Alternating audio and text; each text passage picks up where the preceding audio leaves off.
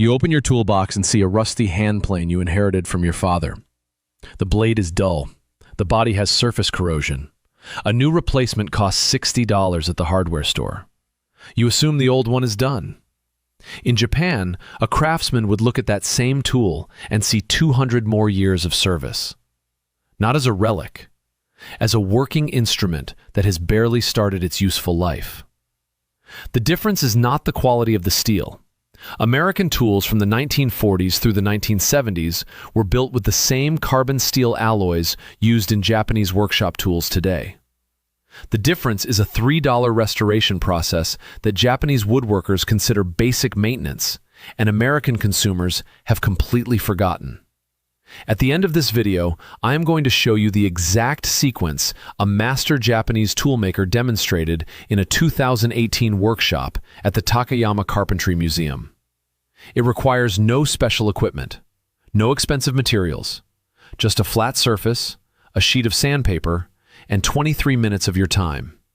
And it will bring any carbon steel hand tool back to full working condition regardless of how long it has been sitting in a basement. Here's what happened to American tool culture. In 1952, the average American homeowner owned approximately 47 hand tools. Hammers, saws, planes, chisels, hand drills, files, and scrapers. These tools were purchased once and maintained for decades. Hardware stores sold sharpening stones, replacement handles, and maintenance supplies because tool care was expected. Fathers taught sons how to flatten a plane sole, set a blade angle, and restore an edge. This was not considered advanced knowledge. It was basic competence. A dull chisel was not thrown away. It was sharpened. A rusty plane was not replaced. It was cleaned, flattened, and returned to service. The tools themselves were designed for this cycle. Carbon steel blades could be resharpened hundreds of times. Cast iron bodies could be resurfaced. Wooden handles could be replaced. Every component was rebuildable because permanence was profitable for the manufacturer, who earned customer loyalty, and catastrophic for the manufacturer who wanted to sell the same customer another tool in 5 years. The planned obsolescence movement changed that calculation. In the early 1960s, American tool manufacturers began shifting production from rebuildable carbon steel tools to disposable designs using cheaper materials that could not be maintained. Chrome vanadium steel replaced carbon steel in many hand tools because it resists corrosion better and requires less maintenance during its service life. But chrome vanadium steel is harder to sharpen and cannot hold an edge as long as carbon steel. Once dull, the tool feels inferior. The consumer replaces it instead of sharpening it. Plastic handles replaced wooden handles because plastic does not crack or splinter. But plastic cannot be resanded or refinished. Once damaged, the tool is discarded. Stamped sheet metal bodies replaced cast iron in lower-cost planes and scrapers because stamping is faster and cheaper than casting. But stamped bodies cannot be flattened or trued. Once warped, the tool is unusable.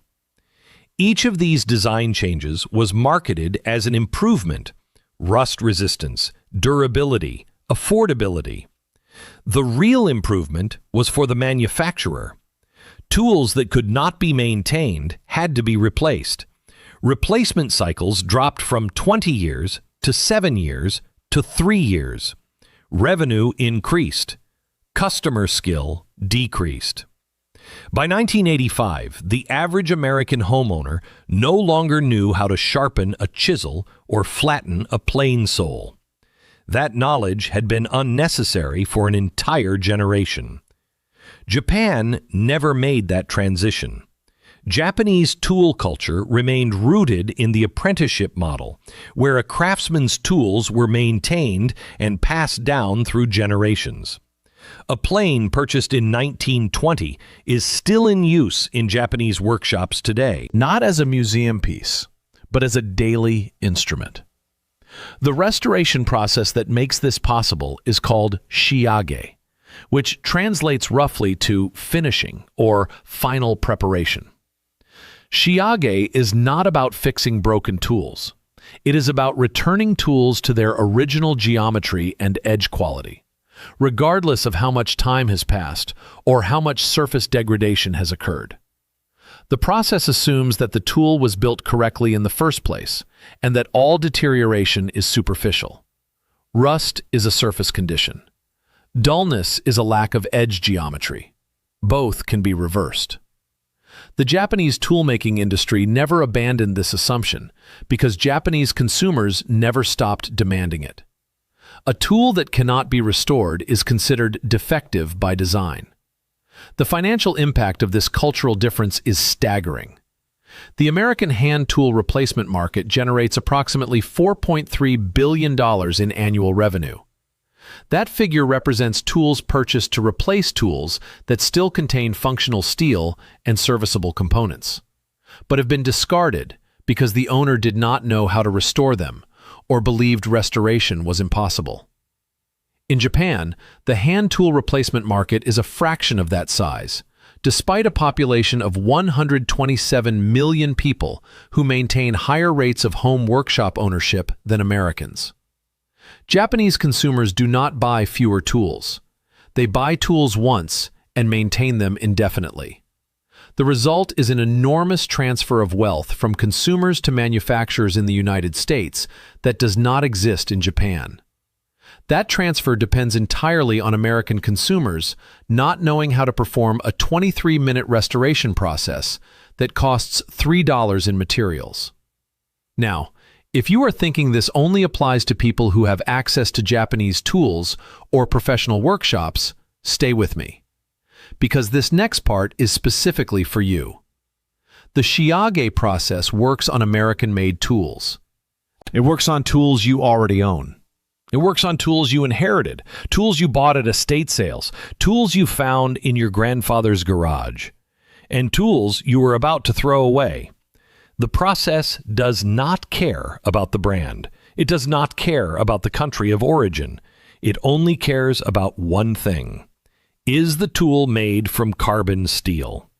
If the answer is yes, it can be restored. Carbon steel is an alloy of iron and carbon, typically between 0.5 and 1.5% carbon by weight. It is the same steel used in Japanese chisels, American plane blades from the 1940s, old sawmill blades, vintage hand drill bits, and every quality hand tool manufactured before 1970. Carbon steel rusts easily, which is why manufacturers replaced it with stainless alloys and chrome vanadium. But carbon steel has one property that makes it superior for edge tools. It can be sharpened to a keener edge and will hold that edge longer than any modern alloy. A restored carbon steel chisel will outperform a brand new chrome vanadium chisel in every measurable way: sharpness, edge retention, cutting ease. The only disadvantage is that you have to maintain it, and maintenance is exactly what the tool industry does not want you to do. Here is the process. Step 1. Remove all rust and surface oxidation. This does not require chemicals. It does not require power tools. You need one sheet of 220 grit wet-dry sandpaper, a flat surface, and water. The flat surface can be a piece of glass, a marble tile, or a machined steel plate. It must be flat within a few thousandths of an inch. You can verify flatness by placing a straight edge across it and checking for gaps with a flashlight. Wet the sandpaper and place it grit side up on the flat surface. Hold the tool body or blade flat against the sandpaper and move it in a figure-8 pattern, applying even pressure. You are not grinding, you are lapping. Lapping removes microscopic layers of material in a perfectly even plane. After 50 to 100 strokes, the rust will be gone. What remains is bare steel with a uniform matte finish. This is the true surface of the tool. Everything you removed was corrosion, not metal. The tool has not lost meaningful thickness. It has lost contamination. Step 2. Flatten the sole or back.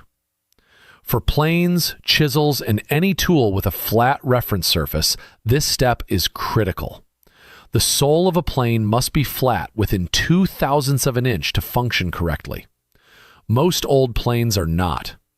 Decades of use, uneven wear, and temperature fluctuations cause the cast iron body to warp slightly.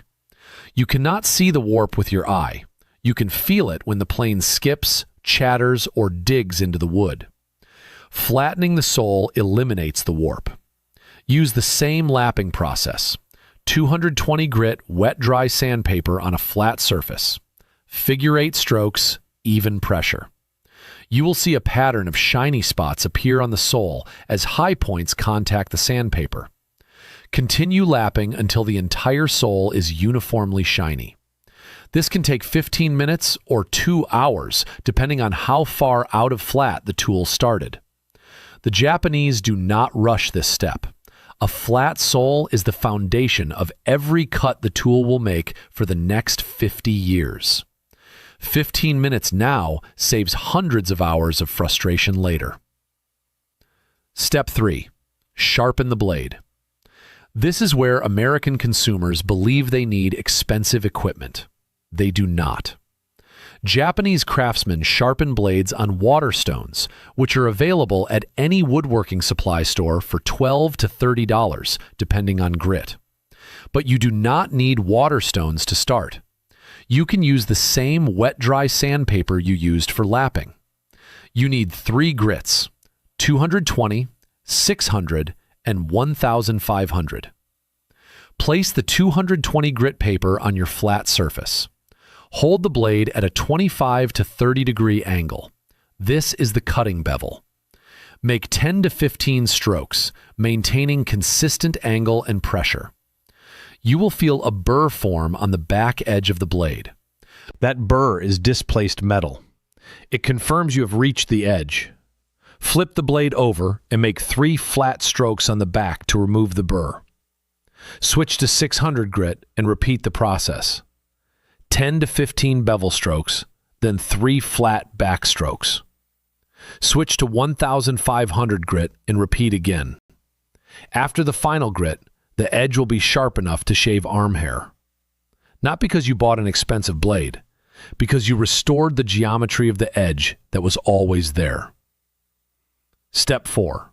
Reassemble and test. Insert the sharpened blade into the plane body or chisel handle. Adjust the blade depth so it protrudes just enough to take a thin shaving. Test the tool on a piece of scrap wood. A properly restored plane will produce continuous, paper-thin shavings that curl as they exit the mouth. A properly restored chisel will slice through wood fibers with almost no resistance. If the tool does not perform this way immediately, the problem is not the tool. The problem is blade depth, blade angle, or sole flatness. Adjust and retest. Japanese apprentices spend months learning to read tool feedback and make micro adjustments. You do not need months. You need patience and willingness to iterate. The tool will tell you what it needs if you pay attention. I tested this process on 7 tools I bought at an estate sale for a total of $18. A Stanley Bailey No. 4 plane from 1952. A set of 3 Irwin chisels from the 1960s. A hand drill with a rusty chuck. A block plane with a cracked handle. And a draw knife so corroded I could barely read the manufacturer stamp. Every single one of these tools had been sitting in a damp garage for at least 30 years. The plane body was coated in orange rust. The chisel blades had deep pitting. The hand drill would not turn. I assumed most of them were scrap metal. I was wrong. I spent 4 hours over a weekend restoring all 7 tools using nothing but sandpaper, a sheet of glass I pulled from an old picture frame, water, and a $12 bottle of mineral oil to protect the bare steel after cleaning. Total material cost? $3.60, because I already had the mineral oil. Every tool returned to full function. The plane now produces shavings so thin you can see light through them. The chisels are sharp enough to pare end grain without tear out. The hand drill turns smoothly and holds bits securely. The block plane works better than the new one I bought at a hardware store 2 years ago.